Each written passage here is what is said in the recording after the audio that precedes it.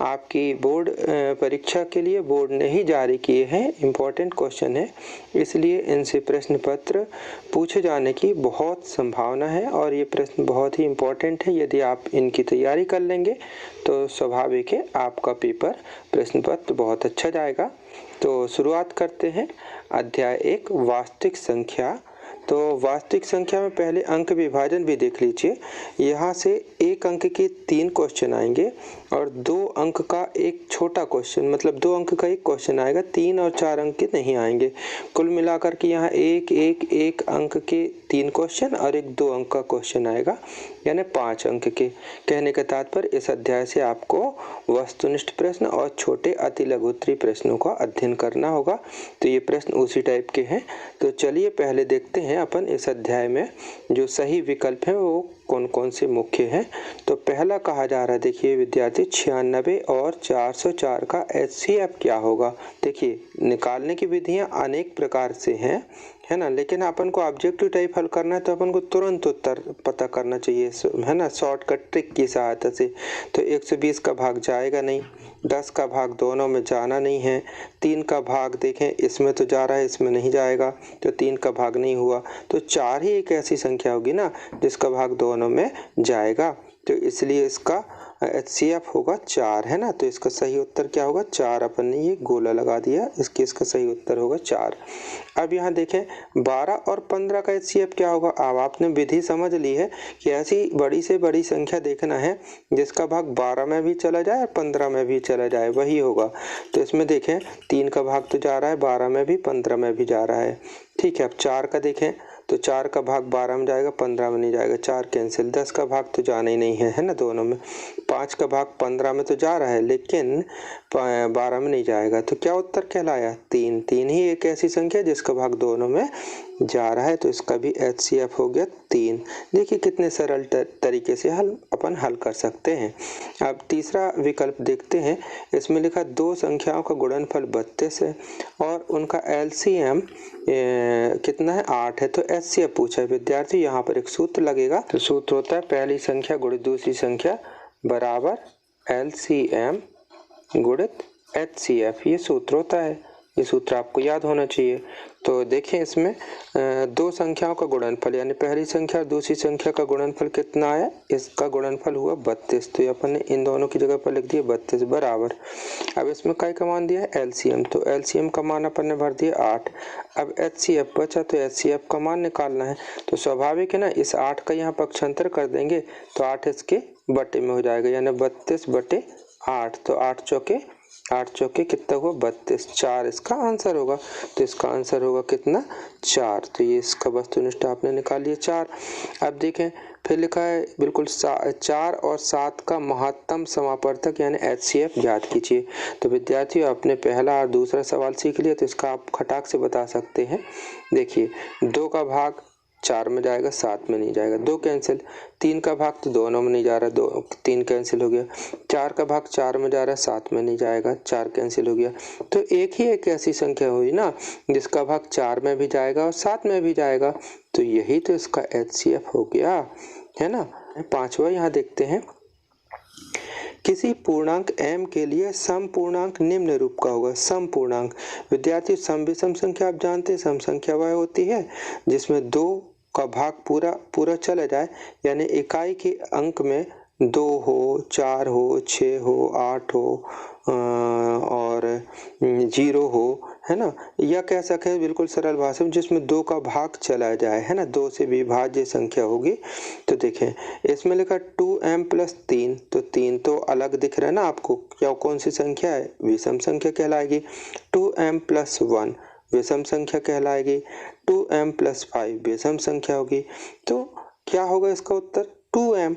स्वाभाविक बात है, यही होगा सम पूर्णांक, क्योंकि m बराबर आप 1 रखेंगे तो 2 × 2, m बराबर 2 रख देंगे तो 2 दूनी 4, 4 बनेगा। m बराबर 3 रखो, 2 × 6, 6 बनेगा, है ना। तो ये इसका उत्तर होगा, ठीक है। अब इसके बाद देखते हैं अगला प्रश्न। यहाँ पर 6वां में लिखा हुआ है 5, 15 संख्याओं 5, 15, 20 के लिए LCM और HCF का अनुपात कितना होगा, यानी इनका आपको LCM निकालना है पहले और फिर HCF निकालना है और दोनों का फिर अनुपात पूछा गया है। हम एक ट्रिक से बता रहे हैं, आपको यहाँ पर लिख लेना है 5, 15 और 20। अब यहाँ पर देखिए कौन सी संख्या जिसका भाग जा रहा है ज़्यादा से ज़्यादा संख्या में। देखिए एलसीएम में देखेंगे कि ज़्यादा से ज़्यादा संख्या में, कम से कम 2 में जाना चाहिए, 3 में जा रहा है तो और अच्छी बात है। तो यहाँ 5 है तो 5 का भाग दिए, तो 5 एकम 5, 5 दिए 15 और 5 चौके 20। अब देखिए यहाँ कोई भी संख्या ऐसी नहीं है जिसका कि दोनों में भाग जाए, बस हो गया। तो बस आपको यहाँ पर क्या कर देना है, एलसीएम निकल गया आपका। समझ लीजिए कितनी शॉर्टकट तरीके से एलसीएम निकल गया। कितना निकला, 5, फिर गुणित ये वाला 3, फिर गुणित 4, तो 5 दिए 15 और 15 चौके 60। तो एलसीएम निकल गया विद्यार्थी आपका कितना आ गया, 60 आ गया। अब बात आती है एचसीएफ ज्ञात करने की। इसी ट्रिक से एचसीएफ भी निकल गया इतने में ही। एचसीएफ क्या है, वह बड़ी से बड़ी संख्या जिसका भाग सब में चला जाता है। तो सब में किसका भाग गया, 5 का भाग गया ना। तो एचसीएफ सीधी सी बात है, एचसीएफ निकला आया आपका। एचसीएफ कितना निकल गया, 5। अब आपको इसमें क्या कहा है कि एलसीएम और एचसीएफ का अनुपात। तो एलसीएम पहले लिखा है, एचसीएफ बाद में लिखा हुआ है।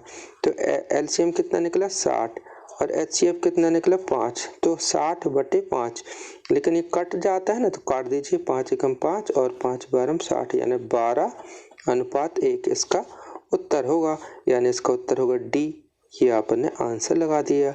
तो ये हो गया। अब देखते हैं इसके बाद रिक्त स्थानों की पूर्ति कीजिए। विद्यार्थियों हम पूरा डिटेल से बताने की कोशिश करेंगे, इसलिए वीडियो थोड़ा सा लंबा हो सकता है, लेकिन आपको समझ में बहुत अच्छे से आएगा, ये हमारा वादा है। दूसरा प्रश्न देखते हैं कि भाज्य, ये रिक्त स्थान भरना, भाज्य बराबर भाजक गुणित भागफल। तो यहाँ क्या आएगा, शेषफल आएगा खाली स्थान में, है ना। ये तो आप बचपन से पढ़ते आए हैं। तो यहाँ खाली स्थान में आएगा शेषफल। ठीक है, यहाँ शेषफल हो गया। फिर यहाँ दूसरे प्रश्न में लिखा हुआ है संख्याओं 8, 9 और 25 का एचसीएफ का मान होगा। आप चाहें तो मौखिक निकाल सकते हैं कि ऐसी कौन सी संख्या है जिसका भाग सब में चला जाता है। देखें कोई भी संख्या आपको ऐसी नज़र नहीं आ रही होगी। अगर आप चाहेंगे 2 चुनना चाहेंगे, 2 का इसमें भाग नहीं, इसमें जा रहा है, इसमें नहीं जाएगा, इसमें नहीं जाएगा, है ना। तो इसका एचसीएफ का मान एक ही होगा। आप देखें ना कि 8, 9 और 25 ये तीनों संख्या में कौन सी संख्या है जिसका भाग सब में चला जाए। तो 2 चुनेंगे, इसमें जाएगा, इसमें नहीं जाएगा, इसमें नहीं जाएगा। 3 चुनेंगे, इसमें जाएगा, और इन दोनों में नहीं जाएगा। 5 चुनेंगे, इसमें जाएगा, है ना।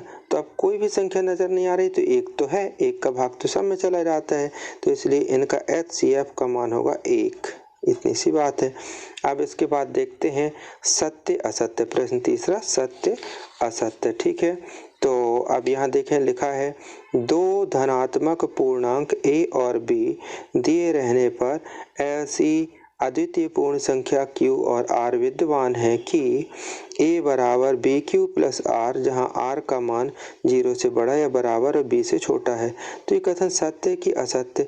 विद्यार्थियों आपको ध्यान आया होगा कि यह एक तो आपके कोर्स में एक प्रमेयिका है जिसको यूक्लिड विभाजन प्रमेयिका है, उसका सीधा सीधा कथन ही है। तो ये कथन आपका सत्य है, ये कथन सत्य हुआ। फिर लिखा है एक प्राकृत संख्या का अभाज्य गुणनखंड उसके गुणनखंडों के क्रम को छोड़ते हुए अद्वितीय होता है। एक ये भी कथन सत्य पूरा। एक प्राकृत संख्या का अभाज्य गुणनखंड उसके गुणनखंडों के क्रम को अगर ध्यान में न रखा जाए तो वह अद्वितीय होता है। विद्यार्थी ये अंकगणित की आधारभूत प्रमेयिका होती है और ये कथन भी सत्य है आपका। ठीक है, अब देखते हैं एक वाक्य में आपको उत्तर देना है, एक शब्द या एक वाक्य में उत्तर। 94 और 404 का एचसीएफ लिखना है। एचसीएफ लिखना है, आपको किसी भी विधि से ज्ञात कर सकते हैं। अभी हमने बताया इस विधि का प्रयोग कर सकते हैं।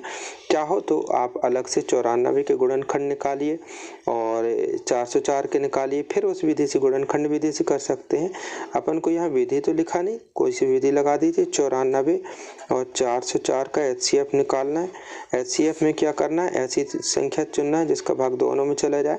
तो यहाँ देखें काय का भाग जा रहा है, यहाँ 2 का भाग जा रहा है ना, दोनों 2 का भाग दे रहे हैं।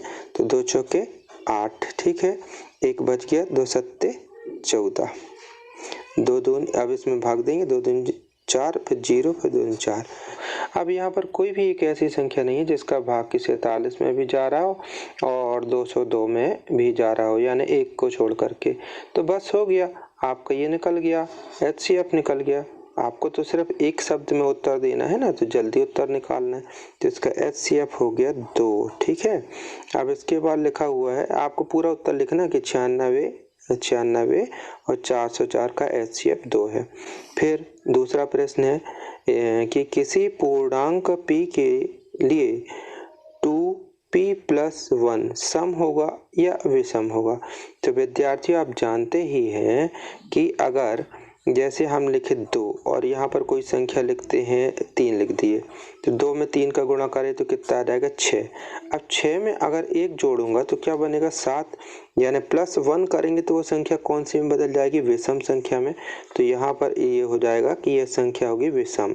तो यहाँ अपन को उत्तर देना है इसका विषम, एक कारण नहीं देना है, क्यों, सिर्फ अपन को एक शब्द में उत्तर देना है विषम। तो इसका उत्तर हो गया। 5वां क्वेश्चन देखते हैं कि संख्याओं 135 और 225 का HCF ज्ञात करने के लिए यूक्लिड विभाजन एल्गोरिथम का प्रयोग कीजिए, है ना। तो चलिए अपन देखते हैं कैसे हल करते हैं। अब विद्यार्थी 6वां प्रश्न देखते हैं। 6वां प्रश्न है 867 और 255 का HCF ज्ञात करने के लिए यूक्लिड विभाजन एल्गोरिथम का प्रयोग कीजिए। बिल्कुल सेम सवाल है, सिर्फ संख्या बदली हुई है।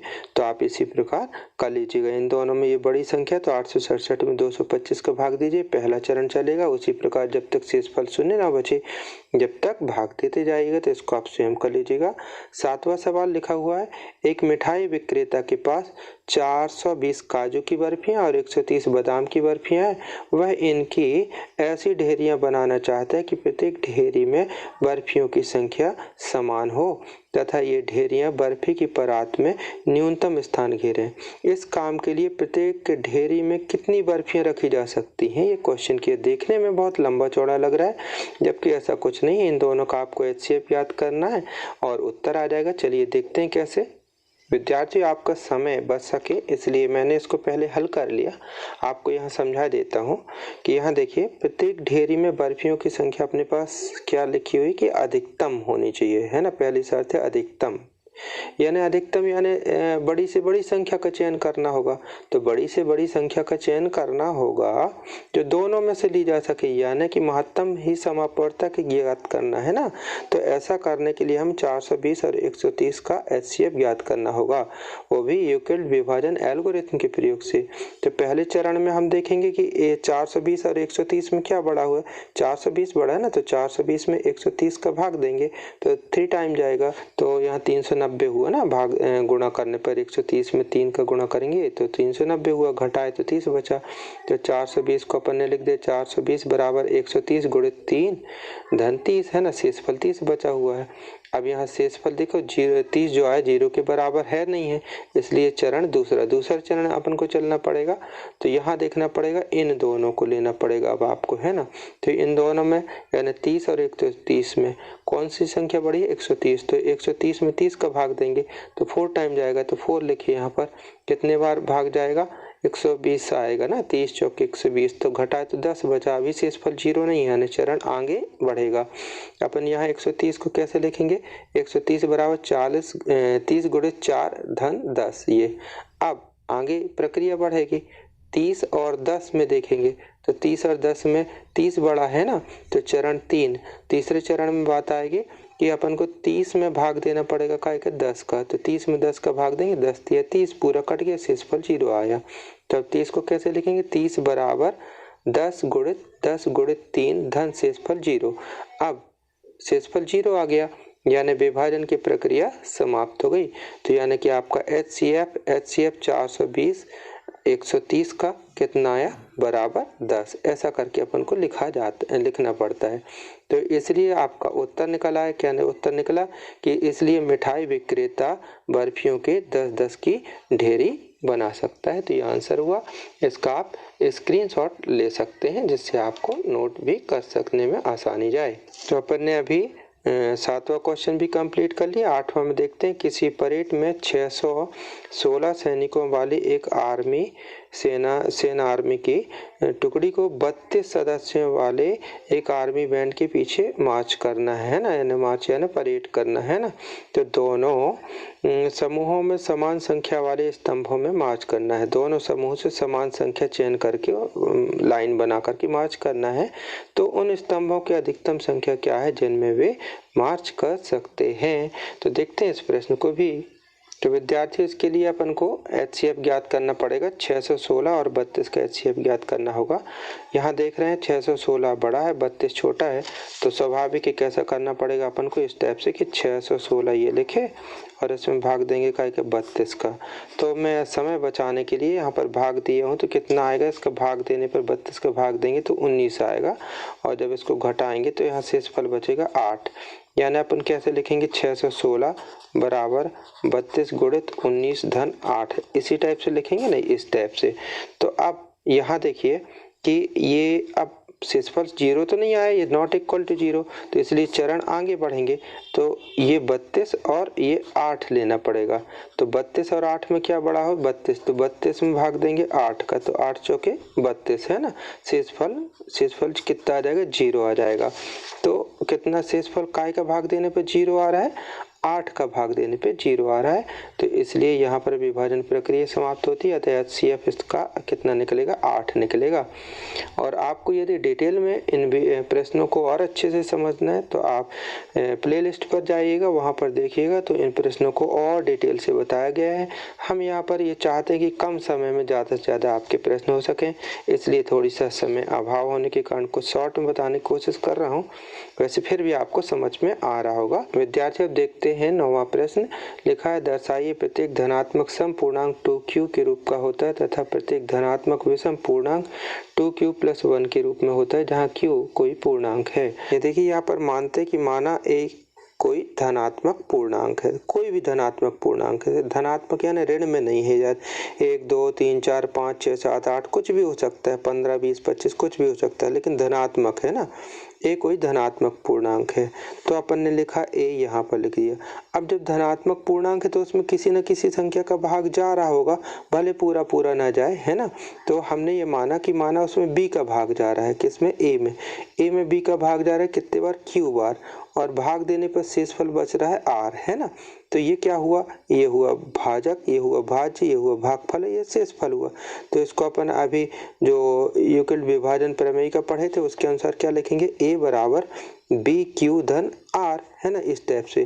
तो जो आर का मान आता है तो आर का मान स्वाभाविक है, अगर पूरी संख्या कट गई, यहाँ पर पूरा पूरा कट गया तो क्या आएगा, आर का मान 0 आएगा, यानी शेषफल 0 होगा।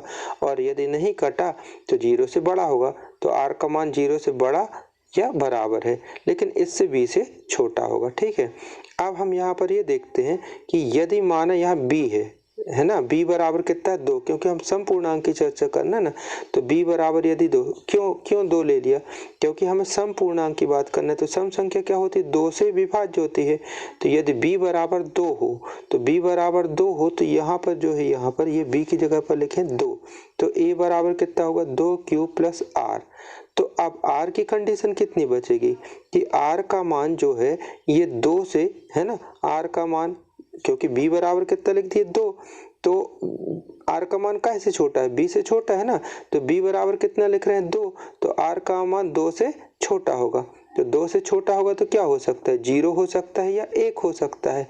तो यदि r बराबर यहाँ पर 0 लिख देंगे, तो r बराबर 0 लिखेंगे तो a बराबर, यदि r बराबर 0 लिखेंगे तो a बराबर कितना आएगा, a बराबर 2q होगा जो कि सम पूर्णांक होगा।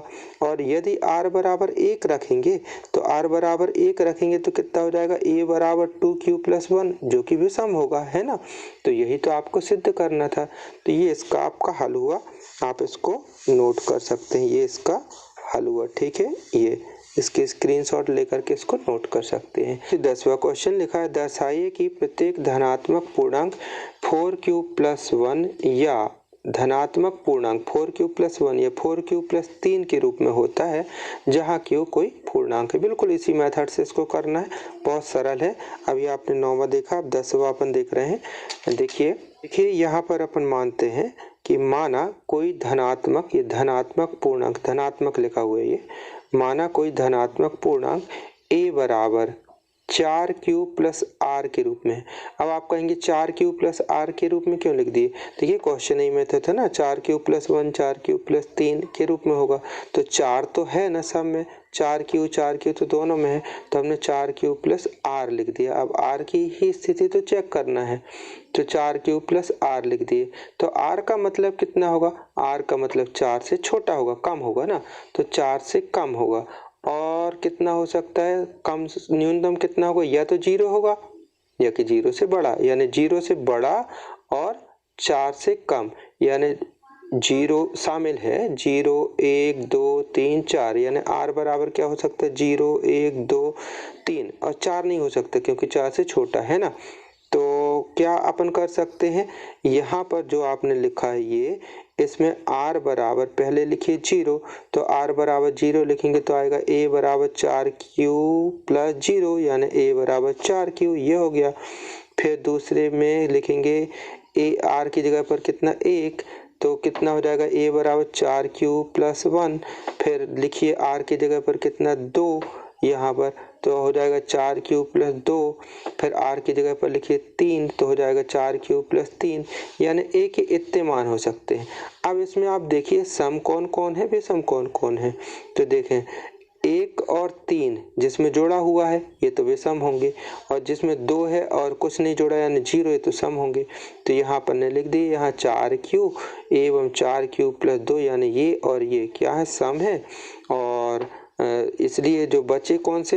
ये दोनों, तो इसलिए धनात्मक विषम पूर्णांक 4q प्लस 1 या 4q प्लस 3 के रूप का होगा। ठीक है विद्यार्थी, अब 11वां क्वेश्चन देखते हैं। 11वां में लिखा है 140 को अभाज्य गुणनखंडों के रूप में व्यक्त करो। केवल अभाज्य गुणनखंड ही इसके लिखना है ना, और उस गुणनखंड के रूप में व्यक्त करना है। और इसी प्रकार 156 को, है ना, तो ये दोनों सवाल एक जैसे होंगे।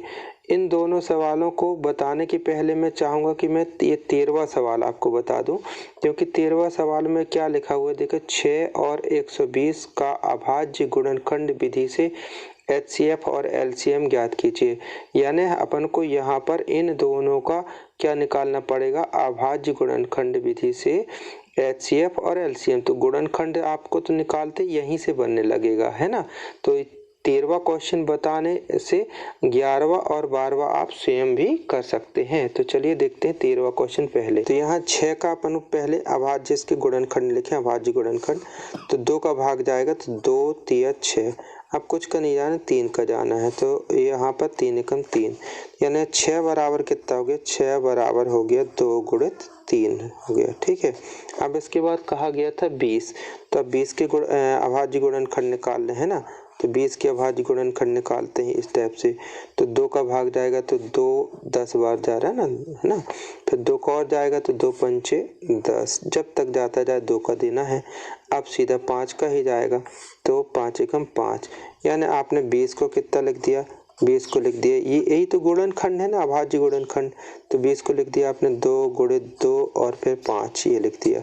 अब अपन को इसका क्या निकालना है? HCF निकालना है पहले। ठीक है, तो यहाँ लिखते हैं HCF 6 और 20। तो इसका क्या निकलेगा मान? पहले अपन को ये देखना है, ऐसी संख्या देखना है जो दोनों में हो। बिल्कुल सरल विधि, इसके कई तरीके हैं पर मैं जो आपको जल्दी आसानी से समझ में आए वो विधि बताऊंगा। कि हम देख रहे हैं कि यहाँ 2 एक बार है ना, यहाँ भी एक बार है, तो ये 2 अपन ने लिख दिया। तो जो दोनों में संख्या हो वो अपन को लिखना है, तो ये 2 इसमें था अपन ने ये लिख दिया। अब ये 2 लिखना चाह रहे हैं पर यहाँ है यहाँ नहीं है, तो इसलिए 2 को नहीं लिखेंगे। फिर 3 इसमें है लेकिन इसमें नहीं है तो नहीं लिख रहे हैं। 5 यहाँ है इसमें नहीं है तो नहीं लिखेंगे, यानी HCF निकल आया 2। तो यही तो HCF इसमें पूछा था, है ना। अब इसका अगर LCM भी निकालना है तो LCM कैसे निकालेंगे? HCF तो इसका आ गया, जो कॉमन सब में होता है वही होता है। अब LCM जब निकालेंगे तो देखिए LCM कैसे निकालेंगे? LCM 6 और 20 का, तो इसको थोड़ी सा आप समझिएगा इसको कि कैसे निकालेंगे। यहाँ पर देखें, किसी एक के गुणनखंड पूरे लिख डालिए, पूरे हमने लिख दिया इसके 2 गुणित 3, बिल्कुल आसान विधि बता रहा हूँ आपको। इसके अपन ने पूरे लिख दिए, बिल्कुल जो भी हो सब पूरे लिख दीजिए। इसके 2 गुणित 3, इसके 6 के लिख दिए। अब 20 के लिखने की बारी आ रही है, तो ये 2 आया ना, तो यहाँ पर 1 2 तो हो गया है, तो इस 2 को अब नहीं लिखेंगे, एलसीएम की बात कर रहा हूँ, इस 2 को अब नहीं लिखेंगे, ठीक है ना। क्यों? क्योंकि ये पहले लिखा जा चुका है, ठीक है। अब ये 2 की बात करूं तो ये 2 तो पहले नहीं लिखा, एक ही बार लिखे हैं, तो इस 2 को आपको फिर से लिखना पड़ेगा गुणित 2 करके, ये हो गया। अब देखें क्या आया इसमें, 5 है ना, तो 5 पहले लिखे हैं अपन ने, क्या नहीं लिखे, तो 5 अभी आपको लिखना पड़ेगा, बस इसका आपको गुणा कर देना है, एलसीएम हो जाएगा। देखें कितना, 2 तिया 6 और 6 दूनी 12 और 12 पंचे 60, इसका एलसीएम आ गया 60। तो ये हुआ, इस तरीके से आपको आगे भी सवाल कर लेना है। इसी प्रकार आपके लिए यहाँ देख सकते हैं कि 14वां सवाल में भी 6, 72 और 120 का अभाज्य गुणनखंड विधि से एचसीएफ एलसीएम ज्ञात कीजिए। इसी प्रकार 15वां में भी लिखा हुआ है कि अभाज्य गुणनखंड विधि से 12, 15 और 21 का एचसीएफ और एलसीएम दोनों ज्ञात कीजिए। सेम ये दोनों सवाल एक जैसे हैं, पहले जैसे ही, यानी 13, 14, 15 एक जैसे सवाल हैं। इसमें 2 संख्या थी, इनमें 3 3 है, तो मैं 3 संख्या वाला भी एक बता दे रहा हूँ, ठीक है। 15वां सवाल में आपको बता दे रहा हूँ। ये देखिएगा, इसमें लिखा हुआ 12, 15 और 21 का एलसीएम और एचसीएफ ज्ञात कीजिए दोनों। तो अपन ने 12 के अभाज्य गुणनखंड निकाले, जैसे अभी आपको बताते हैं ऐसे करके निकालना है। तो 12 के निकले 2 गुणित 2 गुणित 3। फिर 15 का निकालना शुरू किए, 15 का तो 15 का निकलेगा 3 गुणित 5। 21 के निकालेंगे तो 3 गुणित 7। अब एचसीएफ की बात आती है ना, तो एचसीएफ अपन निकाल रहे हैं किसका, 12, 15 और 21। तो सब में कॉमन क्या आ रहा है, देखें 3 यहाँ भी, 3 यहाँ भी, 3 यहाँ भी। अच्छी बात, कभी ऐसी स्थिति है कि कुछ भी कॉमन नहीं निकल रहा होता, तो उस स्थिति में 1 आता है ना, एचसीएफ 1 आता है। तो यहाँ पर तो 3 है, यहाँ भी है, यहाँ भी, यहाँ भी है, तो एचसीएफ निकल आया 3। चलिए कितना सरल है। अब बात आती है एलसीएम निकालने की। तो एलसीएम हमने कहा ना कि पहले वाला पूरा लिख दीजिए, तो 2 गुणित 2 गुणित 3, 2 गुणित 2 गुणित 3 पूरा लिख दिए। अब अगले लिखने की बारी आई, तो 3 गुणित 5, तो 3 तो आपने पहले लिख दिया था, तो इसलिए अब रिपीट नहीं करना है ना, एक बार हो गया था। हाँ, यहाँ 3 दूसरा 3 होता, एक और होता तो अपन को उसको लिखना पड़ता है ना। तो ये 3 चूंकि पहले लिखा जा चुका है इसलिए नहीं लिखे, तो बचा क्या 5, तो हमने 5 लिख दिए। अब इसका काम तो हो गया, अब आगे बढ़ते हैं। तो यहाँ पे लिखा 3 गुणित 7, तो ये 3 तो एक बार लिखा जा चुका है, सबके लिए लिख गया था ये, ठीक है। तो 3 लिख गया था यहाँ पर। अब बचा 7, तो 7 यहाँ नहीं लिखा था, अब लिखिए अपन ने, तो 7 ये लिख दिए। अब इसका आपको गुणा कर देना है, 2 का 2 में गुणा करें तो 4 आया, 4 तिया 12, 12 पंचे 60, 60 में 7 का गुणा करेंगे तो 420, इसका आंसर हुआ। 17वां सवाल लिखा हुआ है। अच्छा, यहाँ पर आप कहेंगे 16वां नहीं बताया। 16वां अभी अपन ने कर चुके हैं ना, 2 संख्या एचसीएफ, इन दोनों का देखें 306 और 657 का एचसीएफ कितना दिया है, कितना दिया है 9। तो क्या ज्ञात करने के लिए कह रहा है कि इन दोनों का एलसीएम क्या होगा। तो यहाँ सूत्र लगा लीजिएगा, कौन सा सूत्र, पहली संख्या गुणित दूसरी संख्या बराबर दोनों का एचसीएफ गुणित एलसीएम। तो यहाँ पर आपको एचसीएफ दिया हुआ है, पहली संख्या ये है, दूसरी संख्या ये, मान भरेंगे, पक्षांतर करके इनका एलसीएम निकल आएगा, ठीक है। अब 17वें सवाल की बात कर रहा हूँ। तो यहाँ लिखा है संख्याओं 4 की घात n पर विचार कीजिए, जहाँ n एक प्राकृत संख्या है। जांच कीजिए कि क्या n का कोई मान है जिसके लिए 4 की घात n अंक 0 पर समाप्त हो सकता है। विद्यार्थी, बड़ा घुमावदार प्रश्न लग रहा है लेकिन बड़ा सरल है। देखिए, तो देखिए हम यहाँ पर मान रहे हैं कि संख्या 4 1 की घात n पर विचार करते हैं अपन कि यह 0 पर समाप्त हो सकती है कि नहीं।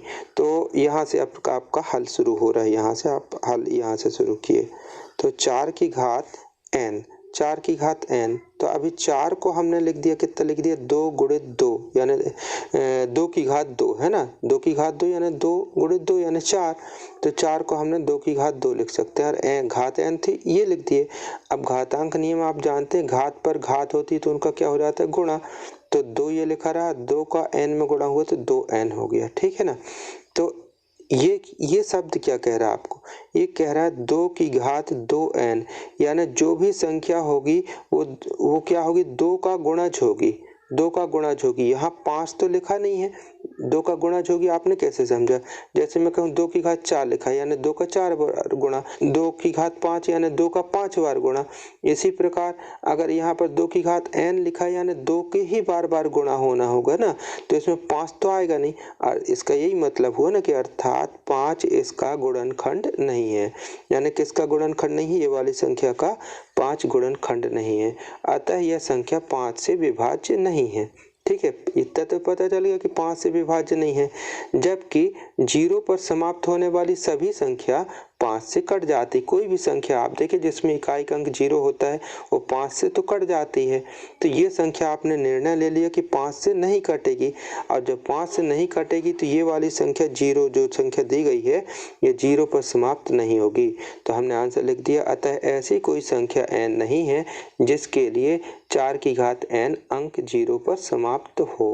ठीक है विद्यार्थी, अब 18वां प्रश्न देखते हैं। व्याख्या कीजिए 7 गुणित 11 गुणित 13 धन 13 और 7 गुणित 6 गुणित 5 गुणित 4 गुणित 3 गुणित 2 गुणित 1 धन 5 भाज्य संख्याएं हैं क्यों। यानी भाज्य है पहले तो ये बताना पड़ेगा, फिर भाज्य है तो क्यों ये बताना पड़ेगा। ठीक है, इसको भी देख लेते हैं। तो विद्यार्थी, भाज्य और अभाज्य संख्या पहले आपको मालूम होना चाहिए। अभाज्य संख्या वह संख्या होती है जिसमें स्वयं के अतिरिक्त और किसी का भाग नहीं जाता, एक का तो चला जाता लेकिन स्वयं के अतिरिक्त, जैसे आप देखते होंगे 2 में का भाग जाएगा, 2 का बस जाएगा, और 1 का, जैसे 3 तो 3 में 3 ही का भाग जा सकता है, 5 में 5 ही का भाग जा सकता है, 7 में 7 ही का जाएगा, है ना, 11। तो ये अभाज्य संख्या होती है। लेकिन कुछ संख्या ऐसी होती है जैसे 15 में 3 और 5 दोनों का भाग जा रहा है तो वो भाज्य है। तो भाज्य अभाज्य तो आप जानते ही हैं। तो यहाँ अपन देखते हैं कि पहली संख्या अपन ने ये लिख दी, पहली संख्या जो दी गई थी ये। अब यहाँ पर देखें एक इतना पद बच रहा है और दूसरा ये है, दोनों के बीच में प्लस लगा हुआ है। तो हम अगर कॉमन निकालें अगर, तो 13 यहाँ भी 13 यहाँ भी, 13 कॉमन निकाले तो यहाँ बचा 7 गुणित 11, ये बचा धन 1 लगा करके, क्योंकि 13 निकल गया तो इसकी जगह 1 हुआ। ठीक है, अब इसका गुणा कर दिए तो 7 गुणित 11 यानी 77 प्लस 1, तो ये 13 लिखा हुआ और यहाँ 77 धन 1 78 हो गया। अब 78 के भी अगर गुणनखंड करें तो 78 के गुणनखंड आ जाएंगे 13 गुणित 6, यानी ये जो दी गई संख्या थी, ये वाली जो दी गई संख्या थी वो 13 से भी विभाज्य है, 6 से भी विभाज्य है, और 13 गुणित 13 यानी 169 से भी विभाज्य होगी। यानी इसके इतने सारे गुणनखंड खूब सारे निकल आएंगे। यानी दी गई संख्या भाज्य संख्या, क्योंकि इसके यहाँ लिखेंगे, अतः दी गई संख्या के 1 6 1 तो सबका होता है ना, 1 भी है, 6 भी है, 13 भी है, इसके भाजक हैं, और जब इसके भाजक है तो ये संख्या भाज्य, अभाज्य तो ना होगी। सेम इसी प्रकार से सेकंड भी इसका कर सकते हैं, उसको भी हम बता देते हैं। अभी दूसरी संख्या देखते हैं। इसमें लिखा था 7 गुणित 6 गुणित 5 गुणित 4 गुणित 3 गुणित 2 गुणित 1 धन 5। अब देखें इतना पार्ट पूरा और दूसरा पार्ट ये है। इन दोनों में देखें ये 5 यहाँ भी 5 यहाँ भी, तो 5 कॉमन निकालिए तो इतना ना लिखेंगे, बाकी सब कोष्टक के अंदर, यानी 7 6 4 3 2 1 ये लिख दिए। फिर 5 निकल गया तो इसकी जगह 1। अब ये 5 तो बाहर लिखा हुआ है, इस सभी का गुणा करेंगे, यानी 7 42 42 में 4 का गुणा करेंगे, फिर 3 का गुणा करेंगे, इस टाइप से करते जाएंगे। यहाँ 1008 था, 1008 धन 1, उसमें जोड़े तो 1009 हो गया। ठीक, तो यहाँ पर क्या पता चल गया कि इस संख्या के भी 1 5 और 1 भाजक हैं, तो यह भी संख्या क्या हुई, भाज्य संख्या हुई। तो इस प्रकार इसका भी आंसर हो गया। इसको भी आप स्क्रीनशॉट ले सकते हैं और नोट कर सकते हैं। तो प्यारे विद्यार्थियों, आज अपन ने एक ही वीडियो पर पूरी की पूरी अध्याय 1 की जो यूनिट है, अध्याय यूनिट 1 पूरी समाप्त कर ली, और इसके पूरे के पूरे इंपॉर्टेंट क्वेश्चन हमने आपको समझाने का कम से कम समय में प्रयास किया है। तो यदि हमारा ये प्रयास आपको अच्छा लगता है, उपयोगी है, तो प्लीज़ वीडियो को लाइक कीजिएगा, जिससे हमारा भी मोटिवेशन बढ़ता है। और इसी प्रकार के अन्य वीडियो भी क्रमशः और जल्दी से जल्दी प्राप्त करने के लिए यदि सब्सक्राइब नहीं किए हैं अभी तक तो सब्सक्राइब कर लीजिएगा, और अधिक से अधिक शेयर भी करें, जिससे अन्य दोस्तों का भी आपके भला हो। तो प्यारे विद्यार्थी, मिलते हैं अगले किसी इसी प्रकार के उपयोगी वीडियो के साथ। तब तक के लिए बाय, जय हिंद।